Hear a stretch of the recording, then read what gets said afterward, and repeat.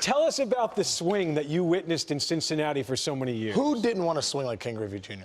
I mean, just the sweetest swing you could ever ask for in the game of baseball, in the history. And you take a look at it and you break it down and see why was he so good? What did he do so well? When I think of Griff, too, you know, like I said, having played 6 years with him, there was not a ballpark where he couldn't go to right field, to left center, and this is what he called grown folks territory, dead center. He loved going to grown folks territory because he used to stay through the ball so well. Watch the stretch he gets here, Smoltzy. Look at that stretch, that bow and arrow affects that stretch, and then watch. His core was so stinking strong, his elbow rode back, and look at the backside, how it stays so compact, head down through the ball with that one-hand finish.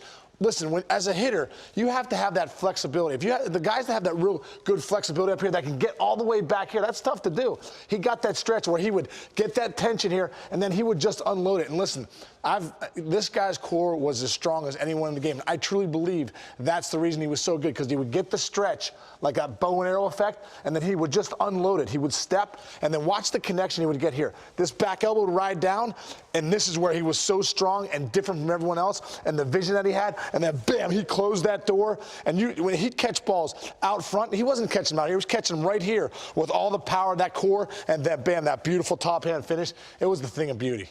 Did it evolve over time, or did he get to Cincinnati with that intact from his days in Seattle? Oh yeah, no. I think when you look at his first year in the big leagues, his swing might have been a little bit different, but pretty much he had that same sweet swing by the times he stepped in the batter's box in Seattle. Yeah, he had a pretty good teacher in his dad. You know, they swung similar, although, you know, Ken Griffey Sr. talked about the differences between. But in high school, watching the high school to all the way through the end, yeah, sickening. And having your dad, too, as your hitting coach growing up. Ken Griffey Sr. was my hitting coach in the big leagues for a few years, and when Junior was on the team. And pretty good teacher to have. Yeah, good genes and certainly good presence to be around Major League Baseball from the time he was little. He led his league in home runs 4 different times, Ken Griffey Jr., going to the Hall of Fame.